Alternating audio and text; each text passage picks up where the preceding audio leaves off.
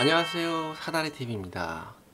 일주일 만에 인사를 드리는데요. 지난 영상에서 눈치채신 분이 계시겠지만 목에 좀 가래가 꼈었어요.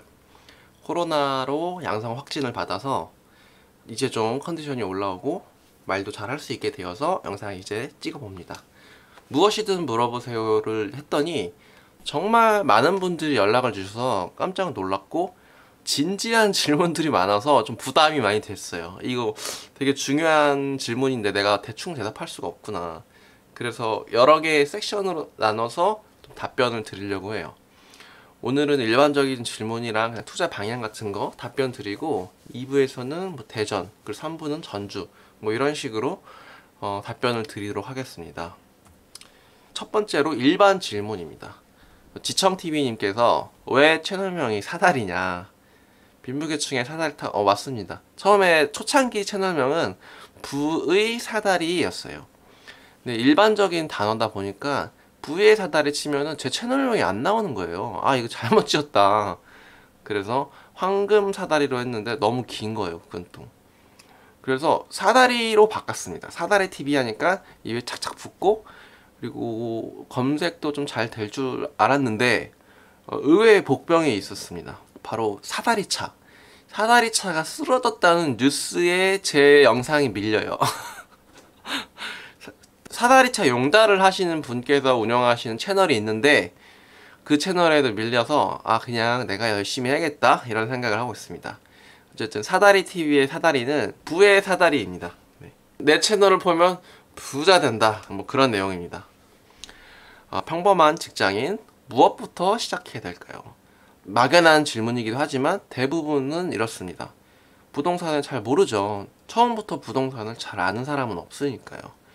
일단은 그 지역 부동산 카페가 있습니다. 거기 가입을 하셔서 글들을 계속 읽어보셨으면 좋겠어요.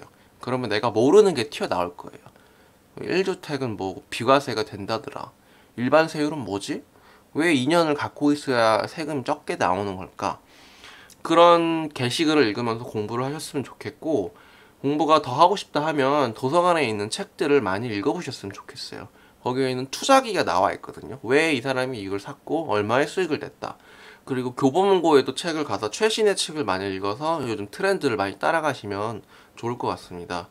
특히 요즘에는 유튜브가 또 잘 되어 있잖아요. 유튜브를 꾸준히 보시는 것도 좋은 방법인 것 같아요. 그리고 나중에 기회가 되신다면 그 부동산 카페에서 뭐 단톡방이라든가 또는 오프라인 정모가 있을 때 꼭 한번 참가를 해보세요. 같이 투자를 해야 더 멀리 더 오래 갈 수 있습니다. 한 가지 덧붙이면 제일 좋은 공부는 내가 직접 투자를 해보는 겁니다. 돈을 가지고 직접 투자를 한다는 마음으로 물건을 보시면 다르게 보일 겁니다. 쌩님, 첫 투자할 때의 기분과 소감. 제가 이 첫 투자한 거는 2016년에 탐방역에 있는 산후 아파트를, 작은 거 17평형 아파트를 월세 투자를 했었어요. 1억 얼마, 1억 3천이었나? 월세가 1000에 35. 좀 기분이 이상했죠. 나이가 그때 20대였는데 뭐 집주인, 임대인 이런 칭호에 좀 우쭐했던 것 같아요. 근데 월세를 30만원, 15만원 받으면서 기분은 참 좋지만 1년 뒤에 있다 그 아파트를 팔았거든요.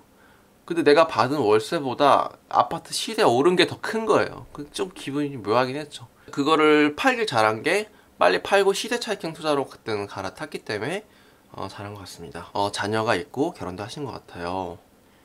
결혼 전후 차이가 있는지, 임차인의 경험, 시연축 구하기 스토리. 저는 딸이 둘이 있고 결혼도 2016년에 했습니다. 결혼 전에는 말 그대로 집을 가질 필요가 없었어요. 부모님 집에 얹혀 살다가 기숙사 살다가 원룸 살았기 때문에 아무런 생각이 없죠. 총각이니까. 근데 결혼하고 나니까 신혼집을 구하게 되잖아요. 그 부동산 계약의 일련의 과정을 하고 나니까 별게 아니라는 거를 깨달았어요. 그러고 나서 또 투자가 쉬워지더라고요. 신혼집은 그때 2016년에는 구하기가 되게 쉬웠어요. 금액이 많이 비싸지도 않았고 골라서 그냥 좋은 동, 좋은 호수, 돈만 있으면 살 수 있었어요. 그리고 예전에 제가 투자했던 그 풀 스토리를 영상으로 찍은 게 있어요. 그 링크를 제가 위에다가 보내드리겠습니다. 어쨌든 확실한 거는 처음이 어렵지 두 번째는 쉽습니다. 그래서 처음에 한번 계약을 해보는 게 제일 중요한 것 같아요. 그리고 나서는 일사천리로 투자가 쉬워집니다. 아파트만 주로 하는데 상가 투자로 빨리 넘어가셨다. 어떤 식으로 배우셨는지, 원래부터 좀 월세 받는 거에 관심이 많았어요. 좋잖아요, 월세 받으면. 근데 누가 가르쳐 주진 않았어요. 강의가 많지도 않고 상가 투자 책이 의외로 몇 개 없습니다. 한 10권 될까요? 시중에. 그리고 지인이 상가 투자 하시는 분은 없죠. 그냥 제가 다 알아서 시행착오로 많이 했던 것 같아요. 준산동에 있는 단지 내 아파트 상가를 매입을 했었어요, 맨 처음에. 그때 깨달은 게 상가 투자는 주택 투자랑 많이 다르구나. 그래서 임차인이 그렇게 빨리 맞춰지지도 않고 매도도 그렇게 쉽지 않겠다. 시행착오로 배운 것 같아요. 그리고 평소에 어디 가게 같은 데 갈 때도 관심이 많습니다. 조금 실례긴 하지만은 그 사장님한테 살짝 물어봐요. 여기 월세 얼마예요? 저기 옆에 뭐 망했던데 왜 망했어요? 이런 거를 수시로 물어봐요. 좀 웃기죠. 그리고 뭐 어떤 식당에 가서도 야, 여기는 이러니까 장사가 안 되지. 와, 여기는 되게 상가가 작은데 완전 알짜 상가다. 이런 걸 평소에도 많이 좀 보는 것 같아요. 그리고 건물 매입이 두렵지 않았던 이유는 상가 투자를 한번 해봤기 때문에. 역시 경험이 제일 중요하다. 저는 수익형 상품들을 시세 차익형으로 투자를 하고 있어요. 제가 뭐 월세를 받는다고 하니까 수익형 투자자인 줄 아시는 분도 계세요. 근데 저는 오피스텔이 수익형 상품이잖아요. 그렇지만 시세 차익형으로 하고 있고요.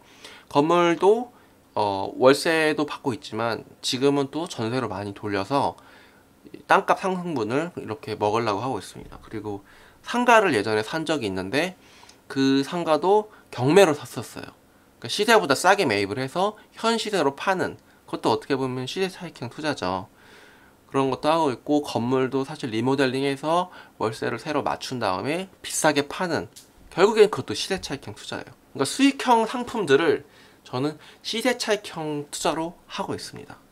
아직도 저도 상가는 초보입니다. 그 강의는 듣고 싶은데 돈이 없어서 못 들었어요. 근데 김정률 대표님께 좋은 것 같더라고요. 40대 후반 왕불인입니다. 1주택 소유하고 있고 적은 소액으로 투자하고 싶다. 저는 중소도시 비규제 지역 아파트를 권유드리고 싶어요. 왜냐면 이분이 왕불인이라고 말씀하셨잖아요. 왕불인이한테 상가하세요, 뭐 오피스텔 하세요, 이렇게는 말씀 못 드립니다. 제일 쉬운 게 아파트고 경험을 쌓는 게 중요한 것 같아요. 공시가 1억 아닌 걸로도 사실 수 있으니까 투자하셨으면 좋겠어요. 그럼 어떤 지역을 투자하냐, 제가 한번 보여드릴게요. 부동산 지인이라는 거를 투자자들이 제일 많이 쓰는데 이거 대부분 수요 입주 보려고 하시거든요. 이분들이 통계를 다 정리를 해놔요. 여기만 보시면 돼요. 자, 전국에 있는 아파트 보시면은 이 파란 게 부족이고 빨간 게 과잉이에요.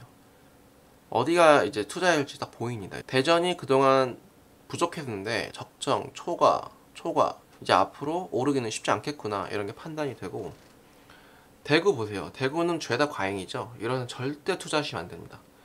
이런 데 아니고 파란색이 많은데, 제주도도 많이 들어갔죠, 투자를. 경남도 나쁘지 않고, 김해시나 뭐 양산도 경남이죠. 전북도 부족 떠 있는데 전주시가 그래서 투자자들이 많이 몰려갔었어요. 전북이 너무 많이 올라가니까 그동안 안 오른 전남 같은 데가 괜찮지 않나 싶어요. 제가 투자하는 조건은 공급량 부족한 건 당연한 거고, 전세 물량이 실제 매물이 없어야 되고, 마지막으로 그동안 안 오른 지역을 많이 합니다. 지역 분석을 보시면 목포시를 치고 들어갈 수 있어요. 목포시 동마다 시세가 얼마고 이렇게 나오는데, 파란 게 매매, 그리고 빨간 게 전세입니다. 이제 막 그 매매가가 2021년부로 턴하기 시작했어요. 이제 막 상승을 시작한 거예요. 상승이라고 하기도 뭐한 게 전고점 이제 막 회복한 거예요. 근데 이거는 평균이잖아요. 목포시에서도 그 전남 도청 앞에 있는 오룡신도시 쪽은 아주 많이 올랐습니다, 벌써. 근데 아직도 안 오른 지역에 있으니까 들어가도 괜찮다는 거죠. 아무튼 저는 뭐 이런 식으로 뭐 투자 방향을 정합니다. 부동산 이제 투자 방향 알려달라는 그런 질문들입니다. 금리 인상이 지속되고 있어서 인플레이션도 있지만 어떻게 될 것 같으시냐. 인플레이션이 발생한다는 거는 그 전부터 자명한 사실이었어요. 2020년 초에 미국이 달러를 엄청나게 찍어내면서 큰 인플레이션의 파도가 오겠구나 라고 생각은 하고 있었어요. 금리 인상이 다시 지속되고 있는 거는 그걸 다시 흡수하려는 것이고요. 근데 금리 인상이라는 것이 부동산에 상관관계가 있느냐를 찾아보면은 그게 없습니다. 제가 생각할 때 금리는 매수자의 수요 심리에 좀 영향을 미쳐요. 부동산이 오르고 내리는 거는 주로 공급에 의해서 오르고 내리더라고요. 그러니까 유동성 곱하기 수요 공급인데, 수요에는 여러 가지가 있지만 금리는 그 중에 하나라는 거예요. 그러니까 부동산 상승에 주요 영향을 미치는 거는 공급과 인플레이션이기 때문에 앞으로도 상승 압력이 더 크다. 공급이 많지 않은 지방은 어떤 관점으로 보시는지 궁금합니다. 일단 투자할 때 공급이 많지 않은 지역을 가장 먼저 보죠. 근데 거기에 다른 투자자들도 몰려오면은 저는 굳이 투자를 하고 싶지 않습니다. 그거에 대한 지표는 전세 매물 물량 개수가 적으면은 투자자가 그만큼 없다는 거예요. 그리고 그동안 오르지 않은 지역, 그런 곳이 이제 오른다고 봐야겠죠. 사천, 삼척시 이런 데 있잖아요. 이런 데 누가 사 하는 데를 저는 좋아해요. 아직까지 오르지 않은 도시들은 앞으로도 오를 가능성이 있다 라고 보여집니다. 다주택자이고 현금이 5천만 원밖에 없다. 법인 설립해서 오피스텔을 할까 아니면 공시 1억으로 할까. 법인 설립해서 오피스텔 투자하시기에 현금이 충분합니다. 그리고 공시지가 1억은 너무나 한물간 테마인 것 같아서 별로 그렇게 추천드리고 싶지가 않고, 더군다나 개인 명의로 하게 되면 남들은 법인으로 단타 쳐서 빠져나가는데 나는 2년 동안 일반과세 기다리느라 빠져나갈 타이밍을 잡지도 못합니다. 저도 비슷한 고민을 요즘 하고 있어요. 법인 설립해서 오피스텔 매수, 아니면 법인으로 공시지가 1억 초과하는 아파트를 그냥 현금으로 샀다가 전세 안 주고 공실로 뒀다가 공실로 매도하는, 그 두 가지 방법 중에 고민을 하고 있는데, 지인분께 좀 의견을 구하니까 그냥 아파트는 이제 그만하셔라 그러더라고요. 오피스텔이 괜찮은 것 같아요, 저는. 근데 법인으로 하실 거면은 사무용 오피스텔을 하는 게 괜찮다. 한결같은 오스틴님, 최근 방이동 오피 어떻게 보세요? 원룸 몇 개쯤 샀어요. 그동안은 방이동 오피스텔에 되게 부정적이었어요. 주변에 모텔들이 부서지고 새로 지어질 수 있는 여건이 너무 쉬웠기 때문에, 원룸이 굳이 산다면 굳이 방이동이 아니어도 강남에도 많은데 굳이 방이동을 살 필요가 있나 싶었는데, 최근에 건축비가 많이 오르는 걸 보면서 원룸 오피스텔이 이제 너나 할 거 없이 다 오르겠구나 이런 생각이 들었습니다. 그래서 방이동 오피도 이제는 살 때도 됐다 라고 판단이 됩니다. 하다못해 뭐 시세가 안 오르더라도 방이동 신축 오피스텔은 또 월세도 잘 나오니까 좋은 것 같습니다. 저도 이제 원룸 오피스텔 더 살까 고민 중이에요. 최근 정책 나온 거 보니까 원룸 오피스텔도 오를 것 같더라고요. 아파트 한 채, 상가 건물 한 채, 현금 5억, 어디에 굴려야 될까요? 너무 부럽습니다. 밸런스가 완벽하신 것 같아요. 이미 아파트 실거주 한 채 갖고 있고, 상가 건물 종부세 부담 안 되는 선에서 월세 나오고, 현금만 갖고 있는 것도 나쁘지 않은 선택인 것 같습니다. 근데 이분은 이제 그런 답변을 원하신 건 아니겠죠. 만약에 하나를 더 투자를 한다면 사무용 오피스텔을 사서 월세를 받을 것 같아요. 현금이 5억씩이나 있으시니까, 만약에 내가 지방에서 이제 살아서 서울 오피스텔을 잘 모른다고 하면 5억 정도면은 건물을 하나 더 살 것 같아요. 대전 충남 아파트의 전망은 어찌 보시는지요? 철원 아산역 기춘 아파트는 어떤지. 많은 공급이 예정되어 있다.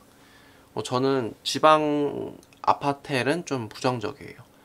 아파텔이라는 게 25평 아파트의 대체제인데, 아파트 공급이 많아지면 결국엔 소외될 상품인 거죠. 그래서 저는 좀 별로인 것 같고, 서울 오피스텔에 투자를 했던 이유는 서울은 나대지가 없습니다. 더 이상 지을 땅이 없기 때문에 오피스텔로 대체가 되는데, 지방 같은 경우는 아직도 빈 땅이 많습니다. 언제든지 맘만 먹으면 공급을 할 수 있기 때문에 지방 아파텔이나 생숙은 좀 비추입니다. 부산은 좀 땅이 부족하니까 좀 예외인 것 같습니다. 무엇이든 물어보세요 1부 여기서 마칩니다. 감사합니다.